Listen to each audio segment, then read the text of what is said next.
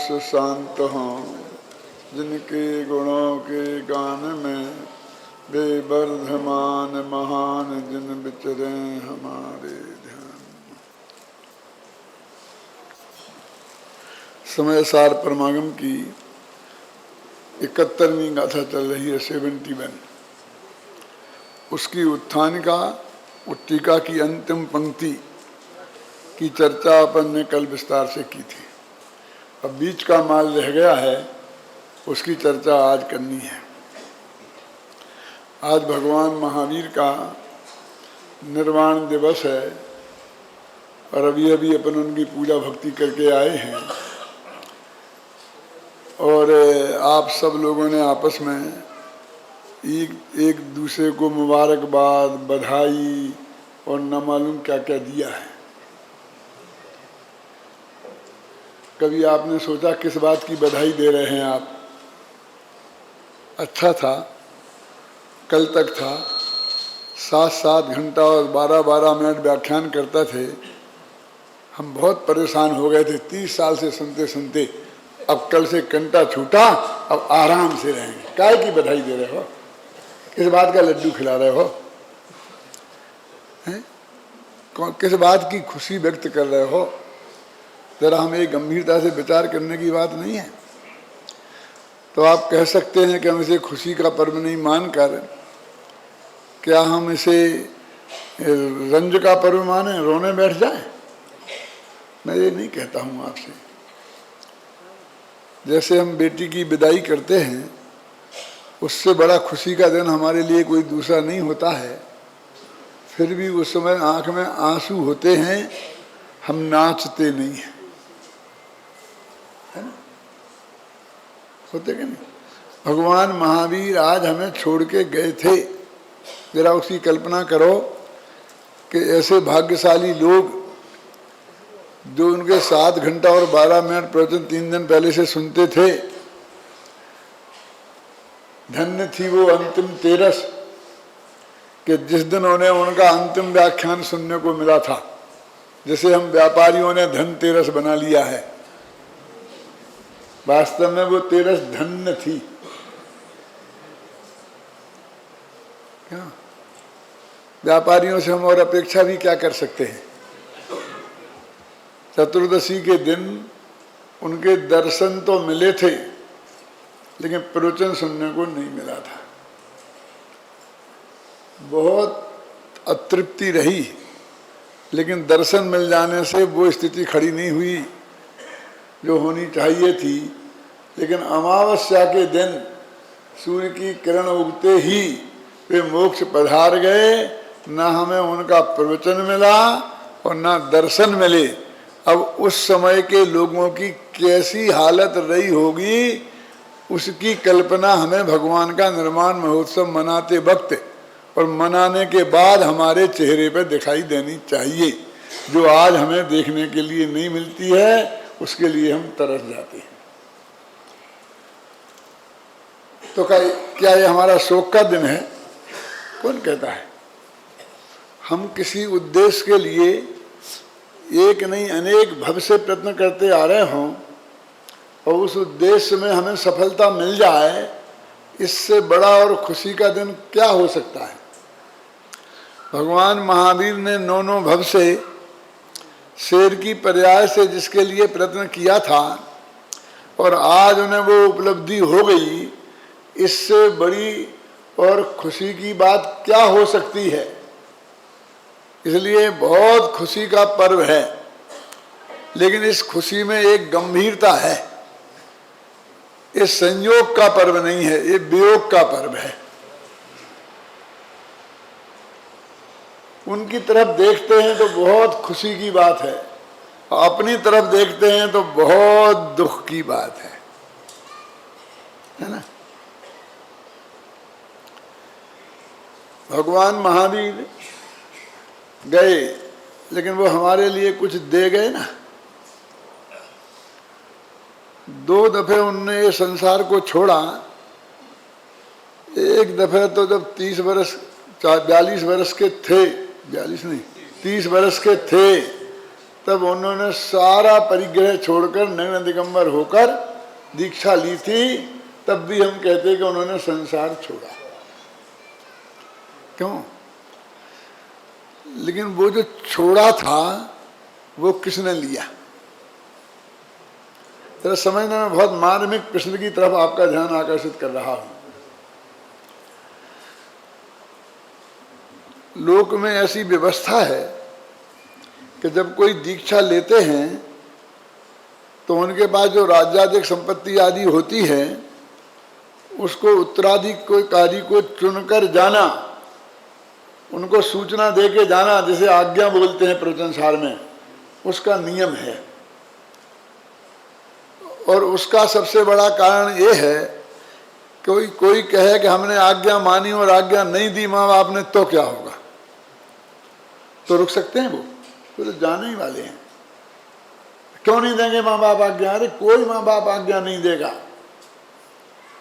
तो ऐसा ही होता है, वे रोते रहते हैं और जो छोड़ के चले जाते हैं और उसी को आज्ञा कहते हैं। क्या मेरा मतलब सुने, मैं वो प्रवचनसार की गाथाएं नहीं सुनाना चाहता हूं जिसमें आज्ञा लेने की विधि बताई है, क्योंकि मुझे दूसरी बात कहनी है कि तो वो राज तिलक किसी ना किसी को करके जाते हैं। ऐसी भी बात आती है कि घर में कोई ने राज लेने को तैयार नहीं हुए तो एक बहू के गर्भ था तो उसके पेट पर राज तिलक करके चले गए। अब बेटा, वो पेट का बेटा तो मना नहीं कर सकता कि मैं नहीं लूंगा। आप जानते हैं दशरथ को जब राज तिलक हुआ था तब वो उनकी उम्र क्या थी? है ना, दशरथ माने रामचंद्र जी के पिताजी। 6 दिन के थे वो उस दिन, पढ़ लेना पद्म पुराण। क्या उम्र थी?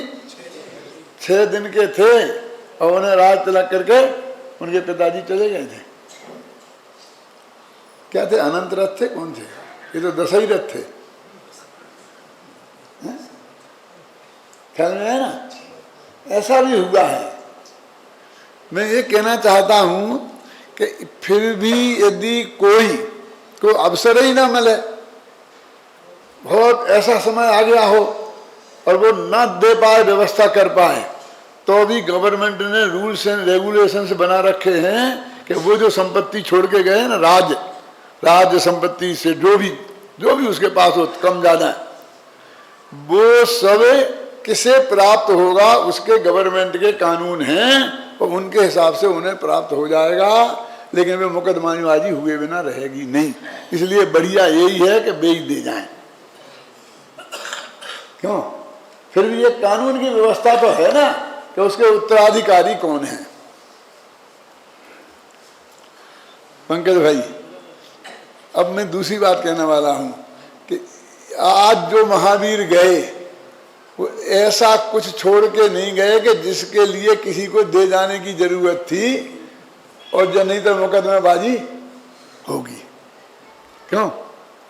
ना बाबा, शरीर भी कपूर की जैसा उड़ गया था।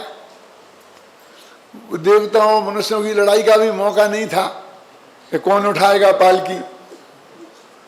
क्यों? लेकिन आज भी वे बहुत बड़ी चीज छोड़ के गए हैं। जो 30 वर्ष तक उनकी दिव्य धुनी में आया वो तत्व ज्ञान छोड़ के गए हैं और किसी को राज तिलक करके गए नहीं। क्या करें? किसे मिलेगा? कौन सा गवर्नमेंट का कानून बताएगा? अभिनंदन जी बोलो, बताओ।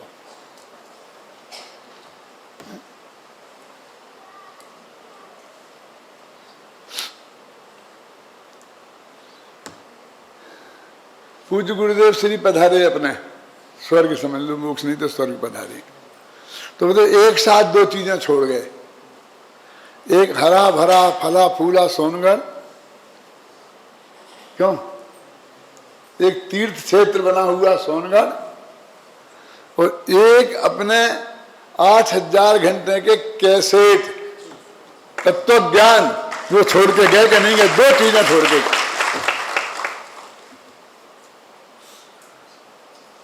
किसको कौन क्या मिले? महावीर के इसके क्या मिला था, किसको क्या मिला? क्यों?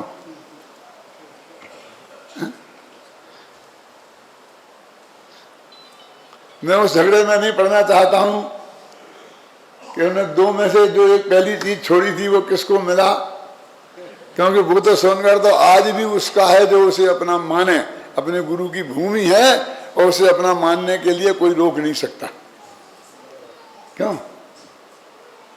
उसकी झाड़ू लगाने का काम भले ही कोई संभाले और कोई किसी दूसरे को नहीं लगाने दे, क्यों? लेकिन उन्होंने जो तत्व ज्ञान दिया है उसका वो किसका है, किसे दिया? जिसके पास हो उसे दिया। और क्या कहने, पता लगाओ कि साहब हमें दिया था, हमें दिया था, तुम्हें दिया था तो बोलो बेटा, खड़े हो। अपने यहाँ एक कहानी आती है ना, वो वायुभूत अग्निभूत की। एक मुनिराज ने एक ब्राह्मण की लड़की को, अजैन था वो, 95 व्रत दे दिए। और जब वो लड़की अपने घर पहुंची तो उसके बाप ने ऐसे कहा, उसने कहा मैं 5 व्रत लेके आई हूं, अहिंसा सत्य अस्तेय ब्रह्मचर्य। कहा नहीं, तूने क्यों ले आई? कि बाबूजी अच्छे लगे तो ले आई। कि नहीं, तू उसके पास चल, मैं उससे कहूंगा कि उसने मेरी लड़की को ये व्रत दिए क्यों, मेरे से पूछे बिना। ऐसा हो सकता है क्या? वो लड़की गई बेचारी, तो रास्ते में कोई किसी के हाथ काटे जा रहे थे, उन्हें फांसी पे चढ़ाया जा रहा था। इसे फांसी पे क्यों चढ़ाया जा रहा है? कि इसने किसी की हत्या की है, हिंसा की है। कि यही व्रत तो दिया है महाराज ने कि हिंसा नहीं करना। कि आप चाहते हो कि मैं जेल में फांसी पे चढ़ूं? कि नहीं, कि इसमें क्या खराबी है कि ये रख लेना, बाकी के 4 वापिस कर देंगे। आगे गए तो किसी की जबान काटी जा रही थी। ये सब लिखा है शास्त्र में, जैन शास्त्रों में लिखा है। तो उसने पूछा ये जबान क्यों काटी जा रही है? कि इसने झूठ बोला कि पिताजी आप चाहते हो कि मेरी जबान काटी जाए? कि नहीं बिल्कुल नहीं, तो झूठ बोलेंगे तो कटेगी ही ना। यही तो महाराज ने व्रत दिया है कि चाचा इसको भी रख लेना, 2 रख लेना, 3 तो वापस करेंगे। ऐसे कोई के हाथ काटे जा रहे थे क्योंकि इसने चोरी की है, उसके भी बात के इसे रख लेना। फिर दूसरे की माँ बहन को कोई छेड़ रहा था, उसके साथ भी ऐसी बात हुई। फिर परिग्रह कपार रखा था, उसके बाद भी ऐसी हुई। अंत में वो ब्राह्मण वो बोली अब काय को जाते हो, चलो ना घर वापस। जब 5 ही रखने हैं तो अब वापस क्या करेंगे? कि नहीं बेटी, एक दफे उलाहना तो दूंगा कि मेरे से पूछे बिना मेरी बेटी को क्यों दिए। क्या वहां पहुंचे और महाराज से बात कही तो महाराज ने कहा कि मैंने तेरी बेटी को व्रत दिए ही नहीं, मैंने तो अपने भांजे को व्रत दिए हैं। क्या कहा? वो तो लड़की थी, ये लड़का के भांजे को व्रत दिए हैं। तो उनने कहा, क्या कहा? कि तुम्हारा भांजा है कि मेरी लड़की है? कि तेरी लड़की है कि मेरा भांजा है? तो क्या इधर आ बेटा, उसके माथे पे हाथ रखा और बोला ए भाई भूत, मैंने तेरे को जो पढ़ाया था वो बोल। तो वो पहले भव में जो उनका भांजा था भाई भूत नाम से, और जो पढ़ाया था वो धड़ाधड़ तत्व सूत्र समय सार की गाथाएं जो भी उस वक्त नहीं होंगी, वो सारा उसने जैन तत्व ज्ञान सुना दिया। वो दंग रह गया कि हमने तो ये कभी पढ़ा ही नहीं। क्या है? तो गुरुदेव किसको दे गए पंकज भाई? सबको नहीं, जिसके पास हो।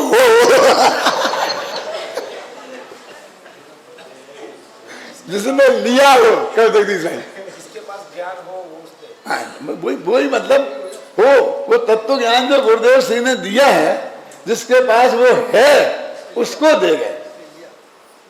उसमें कोई मुकदमेबाजी नहीं चलेगी, उसमें कोई प्रमाण नहीं चलेगा, उसमें कोई उनने कहा इसकी कोई जरूरत नहीं है। भगवान महावीर भी किसको दे गए? मैं आपसे पूछता हूं। आज से 2500 वर्ष हो गए और आज तक भी इदानी मप्पे शाम बुद्ध जन मरालई परिचिता ओ भगवान महावीर, तुम्हारा तत्व ज्ञान आज भी बुद्धजन रूपी मरालों से परिचित है। मराल माने हंस, विद्वान रूपी हंस उसे आज भी जानते हैं। जगत जाने तो जाने और न जाने तो न जाने। पूज्य गुरुदेव श्री बता रहे थे ना अभी, तत्शक्ति अतत्शक्ति, तत्शक्ति अनित्व शक्ति, अनंत धर्मत्व शक्ति, परस्पर विरुद्ध धर्मत्व शक्ति। क्या है विरुद्ध धर्मत्व शक्ति का काम? क्या है बेटा? क्या है विरुद्ध धर्मत्व शक्ति का काम? क्या है? क्या? तो कोई बात नहीं है, मैं बताता हूं। अरे भाई, आत्मा में ऐसे अनंत धर्म युगल हैं जो परस्पर विरुद्ध हैं। कि आत्मा नित्य भी है, अनित्य भी है, एक भी है, अनेक भी है। तो ये परस्पर विरोधी धर्म और एक आत्मा में इकट्ठे हो गए, वहां कितना कोलाहल होता होगा, कितना झगड़ा होता होगा। दो विरोधी आदमी एक साथ नहीं बैठ सकते, उनमें कितना झगड़ा होता है। और इस आत्मा में अनंत विरोधी धर्म एक साथ रहे कैसे? किसने उन्हें सहयोग किया? क्या किया? तो उन्होंने कहा उसमें एक ऐसा गुण धर्म है जिसका नाम है विरुद्ध धर्मत्व शक्ति। ऐसी शक्ति है कि वे परस्पर विरोधी धर्म एक आत्मा में रहें और उनमें कोई तकलीफ का झगड़ा खड़ा ना हो। उस शक्ति का नाम है क्या? विरुद्ध धर्मत्व शक्ति। क्या है? वे विरोधी स्वभाव के हैं सब। एक नित्य है, एक अनित्य है, एक है, एक अनेक है।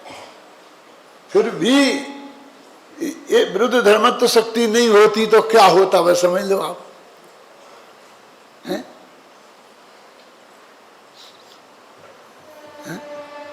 समझे ना? तो ये माल तो किसके? जिसके पास है उसका है, उसको दे गए। ये प्रमाण तो ये माना जाएगा ना कि जिसके पास वो उपलब्ध हो वो उसको दे गए। कहते भगवान महावीर की दिव्यध्वनि का सार भी किसके पास है? बड़े बड़े नामधारी सारे जैन समाज में आचार्य रहे और उनको उन जगत के सामने नहीं रख पाया। और ये पूज्य गुरुदेव श्री समझ लीजिए हैं, जो अपने को सारी जिंदगी अवरत सम्य दृष्टि ही कहते रहे, उनके पास लबालब मिला, वो लोग क्या करें? भगवान महावीर किसे दे गए थे? हम तो कहते कांजी स्वामी को दे गए थे। उनके पास मिला, जिसके पास मिला उसको दे गए थे, है ना? अपनी ये गाथा भी यही चल रही है, कर्ता कर्म की प्रवृत्ति। क्या लिए कर्ता कर्म की प्रवृत्ति कैसी? तो उन्होंने कर्ता, मैं हूं कर्ता, और ये रागादि भाव, ये विकारी परिणाम जो मेरे में ही पैदा होते हैं, वे मेरे हैं कर्म। इसका नाम है अज्ञान। हम तो कहते ये न जाने, ये न जाने, ये न जाने, कैसा अज्ञानी है। 7 तत्व के नाम याद नहीं है, 6 द्रव्य के नाम याद नहीं है। क्यों? 4 गतियों के नाम याद नहीं है। इसे यही पता नहीं है कि यहाँ से बंबई कितने किलोमीटर है, और बड़ा ज्ञानी बना फिरता है। वो क्या कह रहे हैं? बस अज्ञानी कौन? मैं करता और मेरे में ही उत्पन्न हो रहे राग द्वेष मोह के भाव। अभी जरा मैं इसको और गुरुदेव जैसा सार्फ बनाता हूं कि मैंने जो राग द्वेष क्रोध किए वे मेरे कर्म, इसका नाम है अज्ञान। ये कठिन कैसे हो गया? बोलो कमल जी, अभिनंदन जी। फिर कहता हूं, मैंने जो गुस्सा किया अभी वो क्रोध मेरा कर्म है, मैंने किया जो, ऐसा जो माने वो अज्ञानी। अरे भाई, जो मैंने किया है उसे अपना कर्म माने, वो तो ज्ञानी होना चाहिए ना। ख्याल में है ना? वो एक नए से ऐसा है भी कि आत्मा राग आदि का करता है, तो कौन सा नए है? कोई व्यवहार होगा नहीं, निश्चय नए से है। निश्चय नय का भेद है ना, वो अशुद्ध निश्चय नय। अशुद्ध निश्चय नय से भगवान आत्मा राग आदि का करता है, ये समय सार में लिखा है। लिखा क्या नहीं? ये वो एक कलश आता है बहुत अच्छा, वो मुझे ध्यान में नहीं आ रहा है, वही यह परिणमति सा करता तो मैंने सुनाया था, लेकिन एक दूसरा और है कि वो जो मैंने किया वो कर्म, मैं वो करता कर्म का कर्म है, वो भी सुना दिया था। ये तीसरी बात है जो वो ये कहते हैं कि ये मैं इस जगत के जो रागादिक का जो कर्ता अपने को मानता है, तो वो वास्तव में जिसका कर्ता अपने को मानता है वो उसका कर्ता नहीं है, लेकिन उस मानने रूप अज्ञान का कर्ता है। यहाँ बोलता हूँ, ज्ञान भाव ज्ञानी करे, अज्ञानी अज्ञान, और द्रव्य कर्म पुद्गल करे, यो निश्चय परवान। इसका संस्कृत श्लोक है जिसका ये पद्यानुवाद है। ना ज्ञान भाव का कर्ता ज्ञानी है। अब वो ये अज्ञान भाव का आत्मा ने किए ना शुद्ध निश्चय न से, तो अज्ञान भाव का कर्ता हुआ, तो अज्ञान भाव का कर्ता हुआ तो वो आत्मा कौन हुआ कि जो जो करे उसका वो, तो अज्ञान भाव को किया तो अज्ञानी, और ज्ञान भाव को करे तो ज्ञानी। अज्ञान भाव का कर्ता बनाना वो, उसका नाम अज्ञानी है। कहते ज्ञानी करता है कि ज्ञानी के भी राग होता है कि नहीं होता है? हाँ होता है, समझे ना। यहां कह रहे हैं कि देखो समझना कि वो जो अज्ञान भाव है, अज्ञानी उसका कर्ता है, एक कर्ता कर्म की प्रवृत्ति है अज्ञानी की, लेकिन ज्ञानी उसका कर्ता नहीं है। समझना। अब उसे और जरा सल कर, ज्ञानी भी राग रूप पर्ण में तो ज्ञानी ही हुआ है। जैसे अभी कौन सा राग, वो तो था अनंतानुबंधी का राग पहले, और अब ये अप्रत्याख्यान वर्ण का राग है। राग बदल गया, ध्यान से सुनना। अप्रत्याख्यान वर्ण, प्रत्याख्यान वर्ण, संतुलन, ये राग ज्ञानी के होते हैं, इसलिए कर्ता नहीं से ज्ञानी को राग का कर्ता कहा। तो कहते हैं कि वो ज्ञानी उन जो राग उसे हो रहा है, जिस रूप वो परिणमित हुआ है या परिणमति सा करता है ना, उसका कर्ता वो अपने को माने तो वो अज्ञानी है। क्यों कि वो भाव अज्ञान भाव है, इसलिए उसका कर्ता है। तो फिर वो कहते ज्ञानी काय, फिर करता है काय का ज्ञानी, उसका कर्ता नहीं है, तो ज्ञानी क्या मानता है? तो ज्ञानी ये मानता है कि वो राग हो रहा है, कर्म का उदय उसमें निमित्त है, मेरी पर्याय में मैं ही परिणमित हो रहा हूं, मेरी चूक से, मेरी भूल से हो रहा है, ख्याल में आए ना। लेकिन मैं तो उसको जानने वाला हूं, उस ज्ञान क्रिया का करता हूं, उस राग क्रिया का करता नहीं। इतना भेद विज्ञान है। मैं ये क्या कहना चाहता हूं, देखो पंकज भाई, कि वो ये नहीं कहा कि मैं आत्मा को जानता हूं इसलिए ज्ञानी हूं, वो होने वाले राग को जानता हूं, वो होने वाली उस राग की क्रिया को जानता हूं, और उसको जानने के कारण मैं ज्ञानी हूं। ऐसा है कि नहीं है? बोलो, देखना, आप देखने जाइए, सोचना। हाँ समझ गया, मेरा मतलब समझ गए आप क्या कह रहा हूं? आत्मा को जानने के कारण ज्ञानी है तो सारा जगत कहता है, और बिल्कुल डंके की चोट गुरुदेव के सिर से कहलाए और वो ये नहीं कहे, कैसे संभव है? यहां तो ये कहते हैं कि वो उसका भी ज्ञाता है, और इसलिए वो ज्ञानी है। वो तो जो जानता है वो ज्ञानी है, जो करता है माने वो अज्ञानी है उसका राग का, और जो जाने सो ज्ञानी है। ऐसी गाथा है ना मूल, ऐसी मूल गाथा है, 76, 77, 78 है, कौन सी है इसमें, उन गाथाओं में ऐसी बात बहुत क्लियर शब्दों में आई है। अब यहाँ लोग क्या कह रहे हैं, देखो ये इसकी टीका मैं थोड़ी पढ़ता हूँ, मैंने पढ़ ली, मैं सुनाता हूँ थोड़ा, फिर अब बाद में पढ़ दूंगा। वो कहते हैं कि भैया वस्तु में नहीं है, वो जो राग है वो राग का कर्तृत्व वस्तु में नहीं है। क्या बात करें, आत्म वस्तु में नहीं है वो राग, ज्ञानी की अप्रत्याख्यान वर्ण राग, प्रत्याख्यान वर्ण राग कहे, वो कहते नहीं।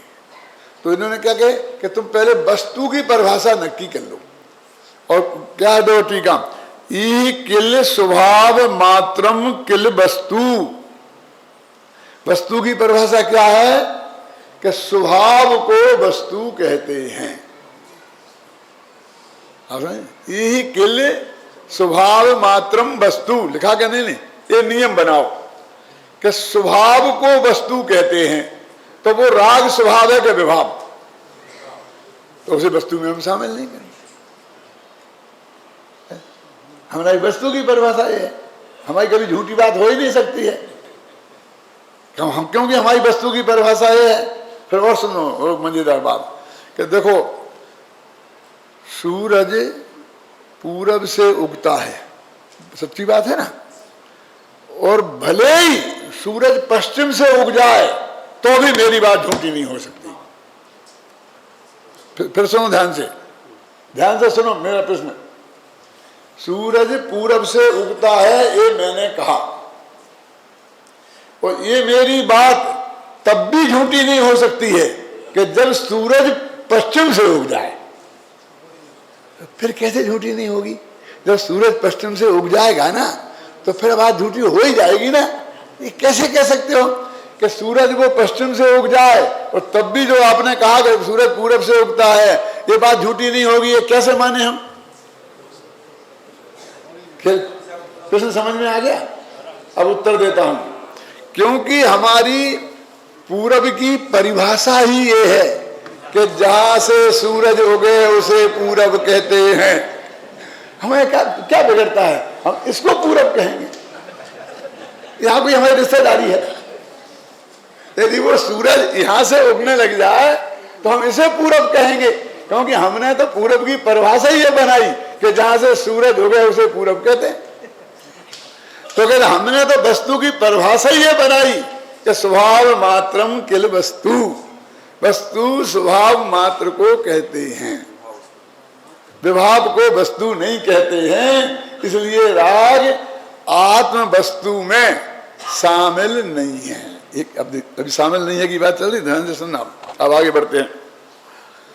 तो स्वस्य भवनम ही स्वभाव, तो स्वभाव उसको बोलते हैं ना, काय को वस्तु स्वभाव मात्र है। तो स्वभाव क्या है कि अपना होना, स्वभाव, स्व माने अपना, अपन, और भाव माने होना। स्वस्य भवनम ही स्वभाव, अपने का होना उसका नाम स्वभाव है। अब कहते ज्ञान से भवनम ही आत्मा, ज्ञान का होना वो आत्मा है, ज्ञान स्वभाव है।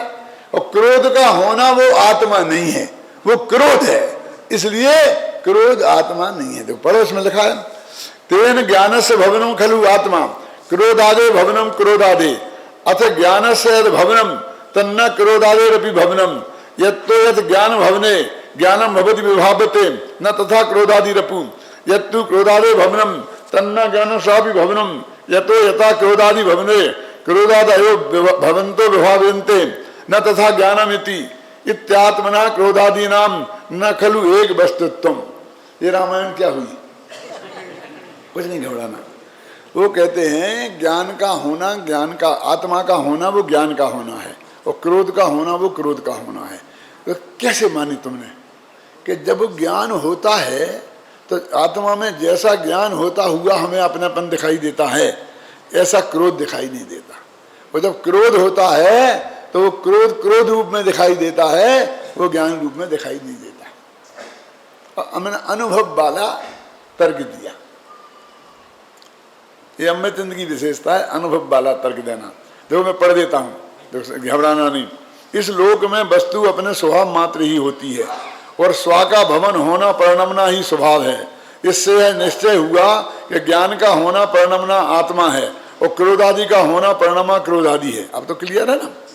ज्ञान का होना परिणमना क्रोधादि का होना परिणमना नहीं है, क्योंकि ज्ञान के होते समय जिस प्रकार ज्ञान होता हुआ मालूम पड़ता है, उस प्रकार क्रोधादि होते हुए मालूम नहीं पड़ते। इसी प्रकार जो क्रोधादि का होना है वह ज्ञान का होना नहीं है, क्योंकि क्रोधादि के होते समय जिस प्रकार क्रोधादि होते हुए मालूम पड़ते हैं उस प्रकार ज्ञान होता हुआ मालूम नहीं पड़ता। बिल्कुल सीधी भाषा है ना, आप पढ़ेंगे तो बिल्कुल समझ में आ जाएगा। इतनी सरल हिंदी है कि गुजराती और मराठी वाले भी पढ़ेंगे तो समझ में आएगी, बिल्कुल सीधी है, समझ में ना। अब वो इन्हें नियम बनाया, बस हमारा स्वस्थ भवन भी स्वभाव। अब मैं ये बात आपसे कहना चाहता हूं कि इसमें ज्ञान के परिणमन को तो शामिल किया देखो, और क्रोध के परिणमन को शामिल नहीं किया, जबकि दोनों परिणमन है। और हम तो वो लोग हैं कि जो परिणमन को ही मूल वस्तु में शामिल नहीं करते, है ना। इसके लिए मैं गुरुदेव का कोटेशन लाया हूं आपके लिए, निकाल के पढ़ के बता। यदि किसी के पास हो तो 16 नंबर पेज, समय सार अनुशीलन भाग 2, 47 शक्तियों के प्रकरण में भी आत्मा में निर्मल पर्याय शामिल करके बात कही है। उक्त संदर्भ में स्वामी जी का स्पष्टीकरण दृष्टव्य है, जो इस प्रकार है।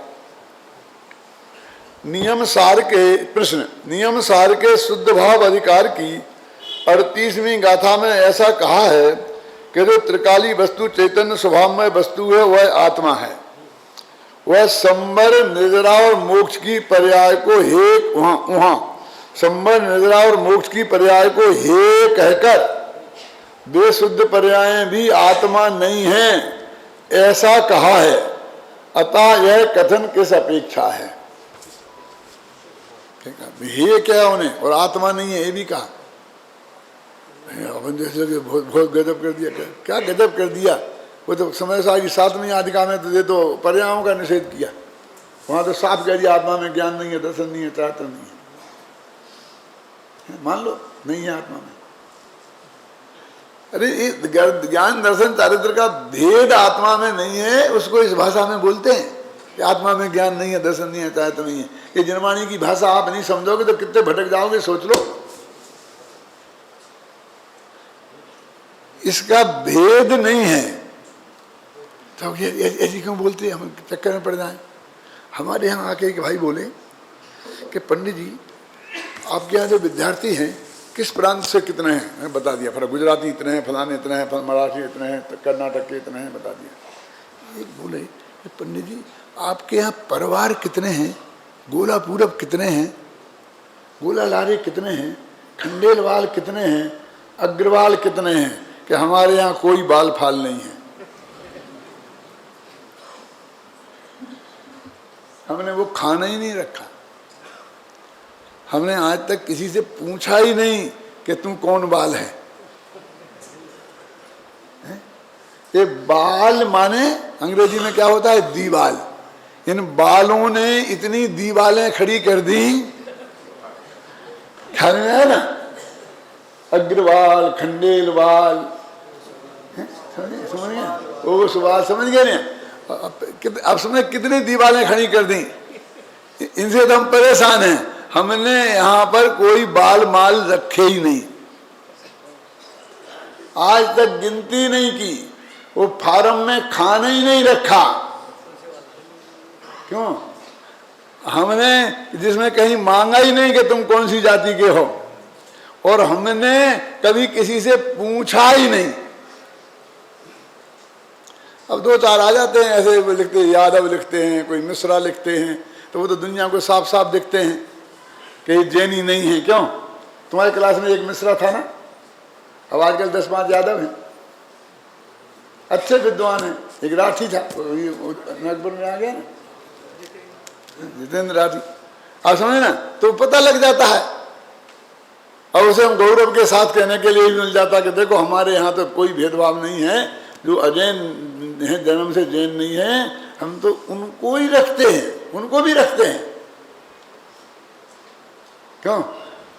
कि साहब आपने ये बात बहुत गड़बड़ कर दी, यहाँ पर ये कह दिया कि हम अकेला बम्बई में मुमुक्षुओं को ही नहीं पढ़ाएंगे, सारे जैनियों को, सारे जैनियों को, दिगंबरों को, श्वेतंबरों को, थानकवासियों को, तेरापंथियों को, और जो भी कोई हो तो सबको हम पढ़ाएंगे।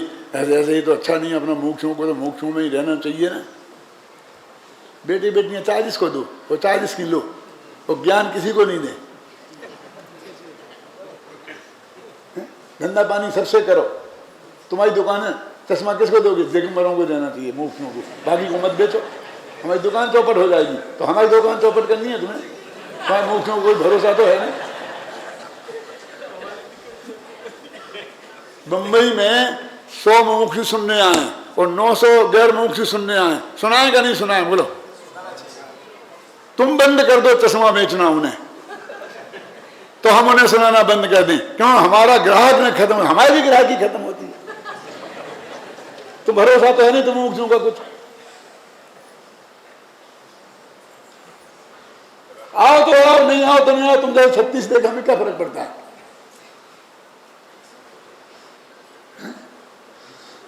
अभी हमारे यहाँ वो हुआ ना, क्या वो हीरक जयंती का, सबने यही उपदेश दिया।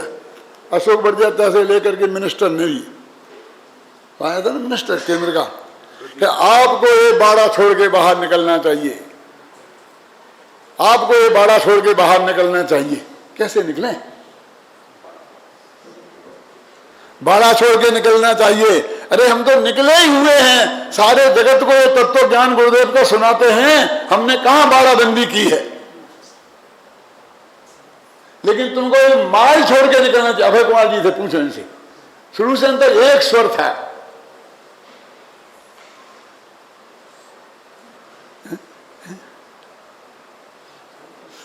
गुरुदेव ने था कोई बाड़ा? गुरुदेव के हम बैठे ना देवसी भाई, वे कौन थे? और वो हमारे यहाँ छोकरा पढ़ने आया था, आपका बंबई का हीरो बना फिरता है हीरो बना नहीं फिरता है। क्या समझ में आ गया? फूलचंद। क्यों? गुरुदेव ने रखा था कोई? जैन का भी रखा था क्या? अरे गुरुदेव ने बाड़ा रखा होता तो आज एक काठियावाड़ी भी गुरुदेव का भगत नहीं होता, क्योंकि काठियावाड़ में मूल दिगंबर थे ही कहां। ये तो गुरुदेव की वजह से उन्होंने नहीं सुनाया होता थानक वासियों को, मंदिर मार्गियों को, क्यों, और अजैनों को, तो कैसे इतने लोग खड़े हो गए? क्या अब नया रास्ता हम नया नहीं चला रहे, नया रास्ता तुम पकड़ना चाहते हो जो बाड़े बंदी करना चाहते हैं। हम तो गुरुदेव के ही रास्ते पर हैं। क्यों? उन्होंने देवसी भाई को अपने आगे प्रवक्ता विद्वान बनाया कि नहीं बनाया? जगह जगह क्लासें लेने के लिए भेजा। गुरुदेव के दिमाग में था ये?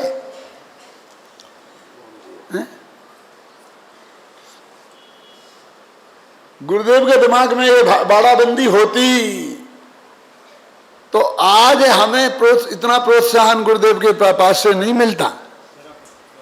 जितना प्रोत्साहन मिला है, जितना वात्सल्य मिला है, वो गुरुदेव के पास से हमें नहीं मिलता। गुरुदेव के दिमाग में नहीं थी भाई। वो तो कहते सारा जगत आओ, गाथा कलश है ना पूरा, जीवाधिकार का अंतिम कलश। क्या वो लोग नहाइए, एक साथ नहाइए, इसमें मगन हो जाइए, कलश है कि नहीं है? हम मज्जंतु निर्भर ममी समवेद लोका, उसका हिंदी बोलो। तुम भूतपूर्व विद्यार्थी हो गए ना, अभी कोई अभूतपूर्व होता तो वो सुना के बता देता है? क्या है? इसमें तो ये तो दूसरा भाग है ना। हाँ, इसमें होगा, पकड़ना नहीं जरा। एक मैं सुना देता हूँ, बहुत बढ़िया है। इसमें है कलश, इसमें है बहुत मार्मिक कलश है, 38वां कलश है।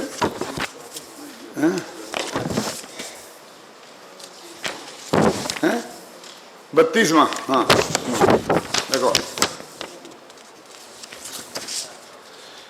सुख शांति रस से लबालबे, यह ज्ञान सागर आत्मा। क्या है? कैसा है?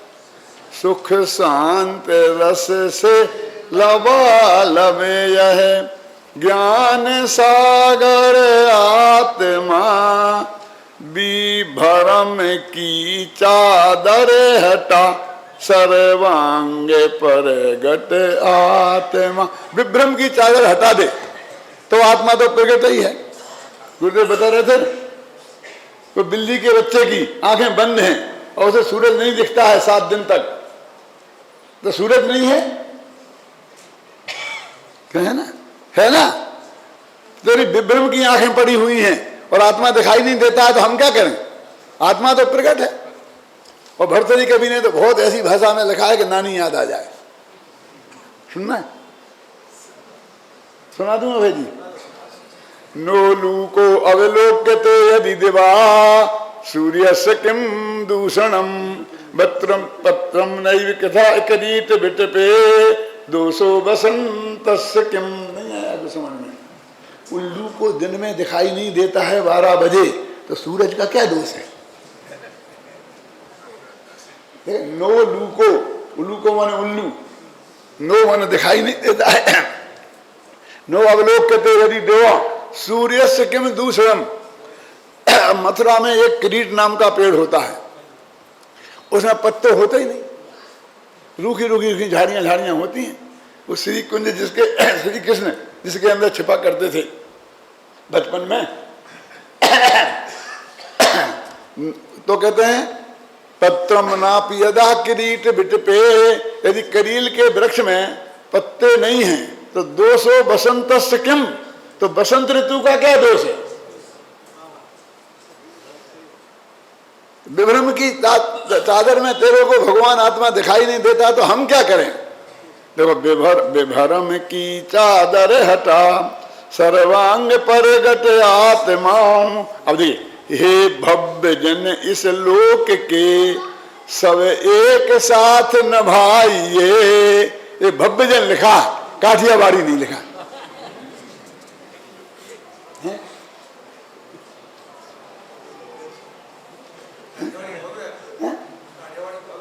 हे भव्य जन इस लोक के सब एक साथ नहाइए, अरे इसे ही अपनाइए, इसमें मगन हो जाइए सब एक साथ। गुरुदेव श्री ने मिथ्यात्व पर जैसा प्रहार किया, उससे ज्यादा ये जातिवाद और प्रांतवाद पर उन्होंने प्रहार किया। उनकी सभा में विभिन्न भाषा भाषी, विभिन्न प्रांत के, विभिन्न जाति के, विभिन्न वर्ग के, क्यों सब तरह के लोग पाए जाते हैं। और किसी की सभा में बता दो, यदि उनकी सभा में 100 आदमी होंगे तो भी उसमें सारे लोग का प्रतिनिधित्व मिल जाएगा। मन भारतवर्ष में इतने मुख्य मुख्य जातियां हैं, प्रांत हैं, एक हिंदी बैठा होगा, एक मराठी बैठा होगा, एक गुजराती बैठा होगा, क्यों एक कर्नाटक का बैठा होगा, ये सारे बाल मिल जाएंगे वहां पर। क्यों ये तूने बाल बाल के चक्कर में सारे बाल गायब कर लिए? क्यों कौन है? क्या बचाया? एक बाल तो बचा नहीं है? इसलिए कहते कोई बाल फाल नहीं है। अब वो अपने कलर वो निकालना है, ये तो निकाल लिया, वो गायब हो गया। ये दे दो, चलो इससे काम चलेगा। स्वामी जी का पढ़ रहे थे ना भाई, वहां अपेक्षा जुदी है। सुनो, बहुत मार्मिक है।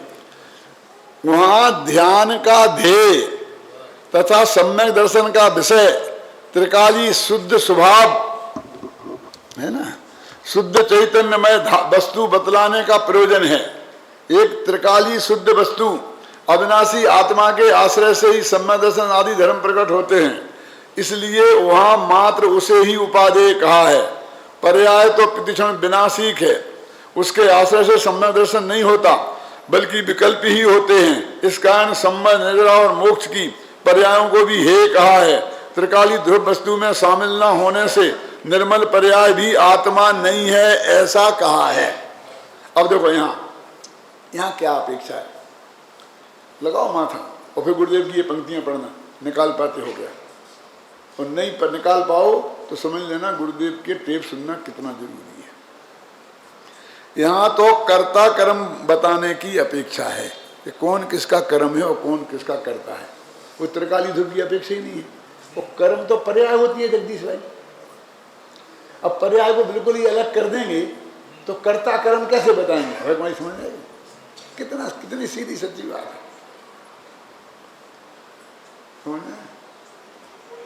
क्या बताना है? तो तेरा कर्म क्या है? तो क्या क्रोध तेरा कर्म नहीं है और परद्रव्य की परिणति भी तेरा कर्म नहीं है? तो अब तुम बताओगे मेरा कर्म क्या? कि मेरा कर्म में विनय कर्म का हूं, ऐसा नहीं चलेगा। क्या बाप का नाम बताओ, तो ये कोई ना कोई बता, ये नहीं है ये तो आप कह सकते हो, लेकिन बाप का नाम बताना पड़ेगा। और तो मेरा बिना ही बाप का ये नहीं चलेगा। ये कह सकते हो कि मुझे अपने बाप का नाम पता नहीं है, लेकिन बाप नहीं है ये नहीं कह सकते। जब कर्ता कर्म बताना है तो कर्ता तो बताना पड़ेगा ना। तो राग भी का करता है, आत्मा राग का भी करता नहीं है, उसका करता नहीं है, तो ज्ञान का करता तो कहना ही पड़ेगा। यहाँ कर्ता कर्म बताना, देखो क्या गुरुदेव जैसे आदमी ने कैसी बात निकाली है। यहाँ तो कर्ता कर्म बताने की अपेक्षा है, इसलिए कहते हैं कि जो राग रूप प्रणमन नहीं करके स्वभाव रूप ज्ञान रूप प्रणमन करे वह आत्मा है। जो राग रूप प्रणमन करे वह आत्मा नहीं है। आत्मा तो शुद्ध ज्ञानानंद स्वभावी वस्तु है, इसलिए निर्मल ज्ञान आनंद रूप प्रणमन करने वाला ही आत्मा है। आत्मा के स्वभाव के अनुरूप प्रणमन को यहाँ आत्मा कहा है। आत्मा के स्वभाव रूप प्रणमन को यहाँ आत्मा कहा है। बोलो, अब मैं एक बहुत पवित्र हृदय से बात पूछना चाहता हूँ कि ये गाथा चल रही हो और कोई आदमी यहाँ आत्मा को निर्मल पर्याय से जुदी बताए तो वो सही अर्थ कर रहा है इसका? सुन भाई, सोचना गंभीरता से, वो अपराध है कि नहीं है? और हम बताए हम अपराधी सिद्ध हो रहे, हम उसे शामिल कर रहे। अरे पर्याय शामिल कर दी, वो बड़े भाई ने शामिल कर दी, पर्याय शामिल कर दी, माने हमारे हाथ में बहुत बड़ा अनुभव लग गया, अब तो हम इसको पूरा ध्वस्त कर देंगे। क्यों? गुरुदेव तो पर्याय शामिल नहीं करते थे और इसने शामिल कर दी। क्यों? वो तो सारी दुनिया जानती है गुरुदेव शामिल नहीं करते हैं। तो यही तो दिक्कत है कि गुरुदेव कहाँ शामिल करते हैं और कहाँ शामिल नहीं करते, ये तुम्हें पता नहीं है, है? अब कुछ दिनों में वो उल्टा हो जाएगा। क्यों उल्टा हो जाएगा? क्योंकि हमने लाखों किताबें में लिख दी और 500-700 विद्वानों के दिमाग में भर दी। अब वही रेडियो बोलेगा, जो स्वाध्याय किया वही बोलेगा ना। ऐसा नहीं है कि हमने जो 5 साल तक मेहनत करके उसको जो सही तत्व ज्ञान सिखाया है तुम 2 दिन में मंत्र फूंक करके और उसे बदल दोगे, ये संभव नहीं है भैया। आप सुने, ये संभव नहीं है। अब वो ही चलेगी, गुरुदेव के प्रूफ से चलेगी। प्रूफ निकाल के हमने रख दिए, इन्हें सब जगह प्रूफ निकाल के रख दिए। कल नियम सार की अंतिम गाथा के अंतिम कलश में अभय कुमार जी ये भी लिखा है, मैंने कल ही अभी मैंने करके नोट करके दिया है, कल ही मैंने फाइनल पढ़ा उसे। उसमें क्या लिखा है कि ये योगा ऐसा ध्यान बयान करने से कुछ नहीं होगा, ये क्रिया है, आत्मा को समझेगा नहीं और ऐसा नाक को देखेगा तो कुछ नहीं होगा। ऐसा गुरुदेव के नियम सार के प्रवचन में से निकाल के मैंने कोटेशन दिया है। आना मेरे घर पर देख सकते हो, नहीं वो मेरा रसोईया उसे मांग लेना किताब, उससे अंतिम पेज पे देख लेना जाकर के। मैंने उसको दी है कि जाके तुम दे देना और फटाफट मैं पहले पहुंचूं, उसके पहले करेक्शन करा देना। ख्याल में लिखा है उसमें, आ जाना तुम्हें देखना हो तो, कि गुरुदेव की क्या मान्यता थी। मैं तो ये कहता हूं कि भाई गुरुदेव क्या कहते थे ये भी आपको पूरी खबर कहाँ है। पहले आप ये नक्की तो करो कि गुरुदेव क्या कहते थे, आप उसकी पक्की पता है। मैं कहता हूं कि मैं अशोकनगर में प्रवचन करता था तो एक थे वहाँ नन्नूमल जी नाम थे, तो उनसे भी मेरी दोस्ती थी, उनके बेटे से दोस्ती थी और पोते से दोस्ती थी। वो मेरे मुमुक्षु यानी श्रोता थे ध्वनि के, बाप के साथ में बिजनेस का संबंध था मेरा और पोता मेरे साथ पढ़ता था, हमने मैट्रिक एक साथ दी थी, 3 पीढ़ियों के साथ संबंध था। आप जानते होंगे ना, नन्नूमल जी थे वो, ठनगे से। तो मुझको मेरे प्रवचन के अलावा किसी का उन्हें प्रवचन सुनना नहीं, वो हर बात का विरोध किए बना रहे मैंने, पक्की बात। ऐसा 9.25 वर्ष तक हुआ। तो मेरे से वो एक परमानेंट प्रश्न और मेरा परमानेंट उत्तर, जब मैं कोई बात कहता तो कहते हमने तो ये किसी शास्त्र में आज तक देखी नहीं, पर ये उनका बस खसवाल, हमने तो आज तक, क्योंकि वे स्वाध्यायी थे, हमने तो आज तक किसी शास्त्र में ये बात देखी नहीं। और मेरा परमानेंट उत्तर, इसमें मेरी क्या गलती है?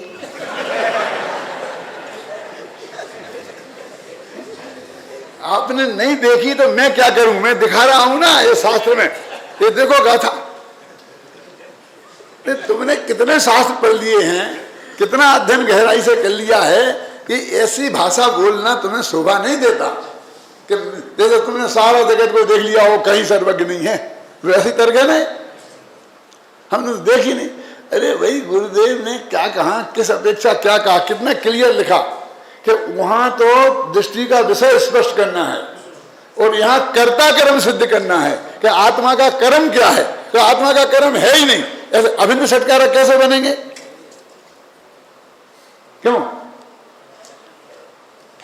और ये निश्चय नर का कथन नहीं है, मैं ही मेरा करता धरता। तो जिसका मैं करता धरता होऊंगा वो पर्याय होगी कुछ और। गुणों में तो कुछ होता नहीं, गुणों में तो कुछ होता नहीं, पर्याय में ही होता है ना। क्यों? बाहर तो जा नहीं सकता, तो पर्याय तो होगी ना। मैं ही मेरा करता धरता, तो मैं एक द्रव्य हुआ और मेरा वो पर्याय हुई और उसका करता धरता। आप सुनिए ना, मैं वो मेरा कर्म है, वो करता धरता एक परिणति है। तीन हो गए, कर्ता कर्म और क्रिया।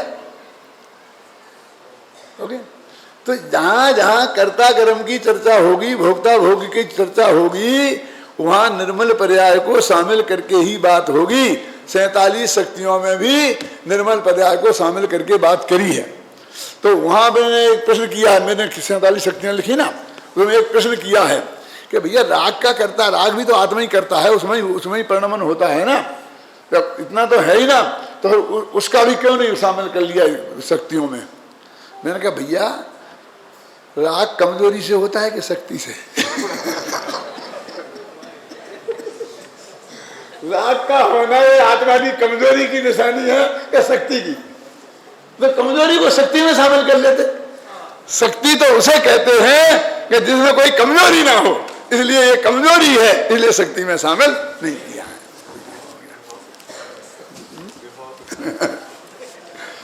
दैवाविक शक्ति का मतलब ये नहीं है।